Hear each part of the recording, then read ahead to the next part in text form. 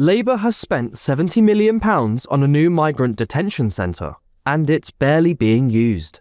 Campsfield House, on the outskirts of Oxfordshire, was built to hold 160 rejected asylum seekers or foreign criminals, yet just 50 men are currently inside, less than a third of its capacity. That works out at an eye-watering £437,000 per bed, all paid for by the taxpayer.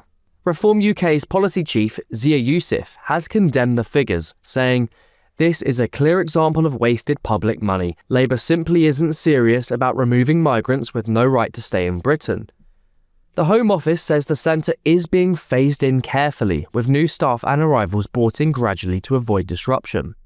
A spokesperson branded Campsfield House as the first step in a major expansion of secure detention facilities, adding that the Home Secretary has announced the most sweeping reforms in modern times to tackle illegal migration.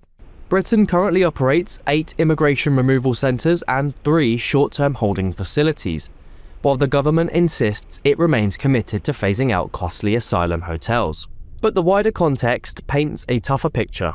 GB News can exclusively reveal that Sir Keir Starmer's small boats record is now worse than any of his predecessors. More than 65,800 asylum seekers have crossed the Channel from France during his first 19 months in power, surpassing Boris Johnson's total, but in almost half the time.